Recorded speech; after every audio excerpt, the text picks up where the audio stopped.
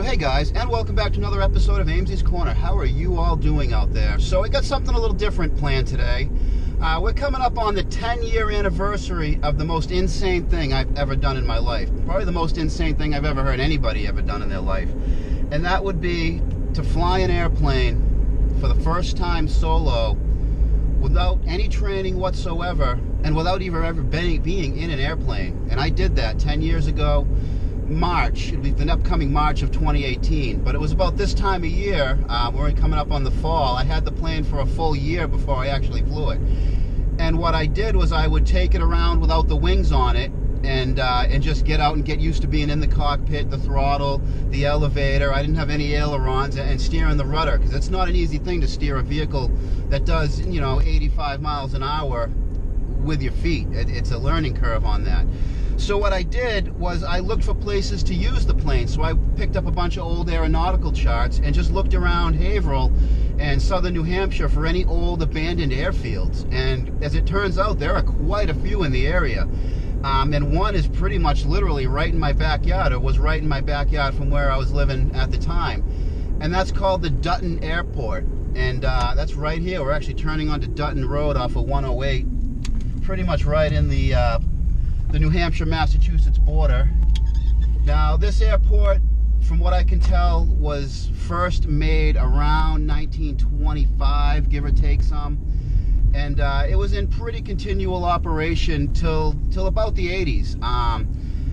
It's named for a man, his first name escapes me right now, but his last name was Dutton, like the airport, and he actually died here on his airport in, I believe it was 76. He was an aerobatic pilot, and he was flying inverted over his airport, and you're down low on the deck, you're one mistake high, you make one miscalculation, and you end up right in the cabbage, and that's what happened. He ended up plowing his stunt plane right into the ground, and he didn't survive it. The airport went to his son, who owned it and maintained it for a few years, and then Interstate 495 is really close to it, and to take off and land, you needed to be really experienced in this airport. There's a hill on, I believe it's the west side, and you had to match the slope of the hill to come into land. And because of some power lines, some high tension lines on the highway 495, there really was no, second try. There was really no go around. You had to commit to the landing, and that seems to be a theme in Haverhill's airports. Riverside Airport was the same way. But Riverside Airport down by the river was bought out and is now turned into Mackenzie's Landing Marina and a big storage place, as a storage facility that takes up what used to be the runway. However, the strange thing with Dutton Airport, the airstrip is still completely intact. It still stands. It's pretty grown in. There's a house on the property now, and one of the original hangars is still standing, used as a barn or a garage. Makes sense, a giant hangar is a great garage. But here we are at the Dutton Airport now. I'm going to get out of the car, grab the other camera, and let's take a little tour of it, shall we? Well, we're here parked. We're on Dutton Road. Not a lot of activity out here, not a lot of houses. A lot of trash getting dumped, Everyone likes to dump their garbage out of their car. I don't know why you just don't go to a fast food restaurant and do it. They don't mind, but whatever. So yeah, here is the airport itself. Sorry if there's any glare. And we can actually still see some tarmac here. No trespassing signs. There's this really old dilapidated fence that really doesn't block a whole lot. But there is a trail right where I parked at.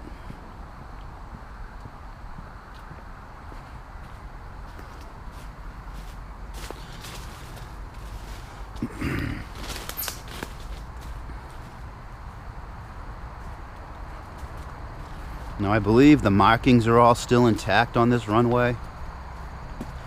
It's been a long time. I haven't actually been here since I went to scout this place 10 years ago as a potential site for me to fly from. Yeah, there's some markings. What is that, 171? Or just 7? And there it is. The abandoned Dutton Airport. Now, I believe it's a 2,100-foot runway, if I remember from the aeronautical charts. I'm sure there's going to be some information online about this place. It's not completely unknown. Not the longest runway. The last time this would have been used would have been probably around 1985, 1986, or the last time it was used as a real functioning airport. What the last airplane to actually land here, oddly enough, landed here in 1998. And what had happened was, I think it was a Cessna, took off full of fuel over Lawrence Airport. Lawrence, I believe it's Lawrence International now, or Lawrence Airport, probably a good 12 miles from here. He took off, got up to about 2,000, 2,500 feet. The engine started conking out on him, and he had no other place to put it down, so he came down here. And I don't know which way he came from, but he was too big of a plane to land here, and he ended up in the trees. I'm going to guess and say he probably ended up that way, because that's where the hill is.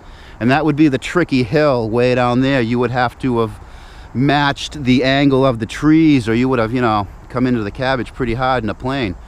But man, the place still exists. What a good spot for a drag strip, huh? Man, if I owned this, I'd probably set something up here doing motorsports or something to make a good little dragway. And there's a lot of, this all used to be cleared. This used to be a grass runway out over here, and the hangar is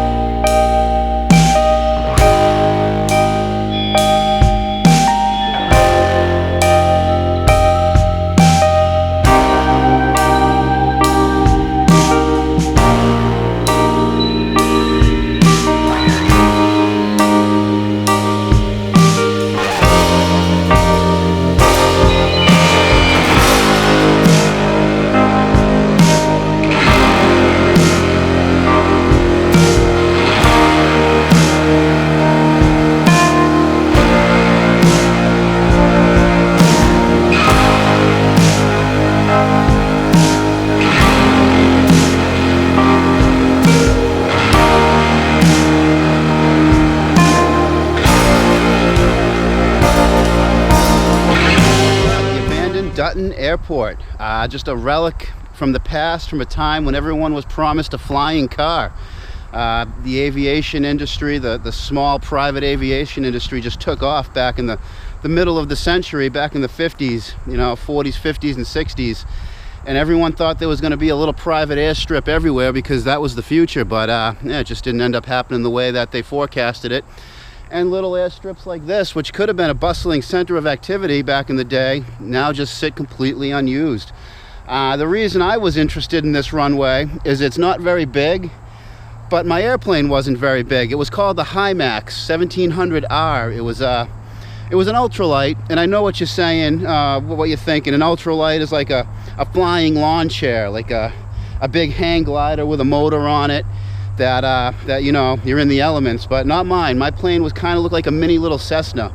I had closable doors, I had heat in it, you know, it had a a 2-cylinder Rotax engine, because it was an ultralight. You had a weight limit to go under, and it had some other modifications, because typically that plane with a Rotax 400cc motor, I believe it was, wouldn't have been classified as an ultralight, but whoever built it used titanium hardware throughout, so even though it had a little bit of power to it, it was still under the weight limit.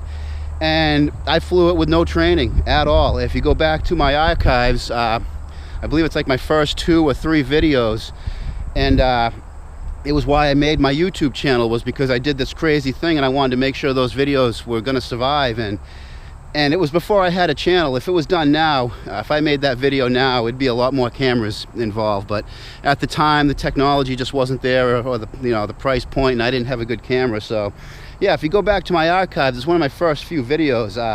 The ending gets a little colorful language when I survive it. I just kind of had so much anxiety in the air. You know, I'm a little bit afraid of heights, and yet I did this, and when I landed, I just let it out. But I wanted to use that plane here because it wasn't a very big airplane. It had a 28-mile-an-hour stall speed, and this little runway would be perfect for ultralights.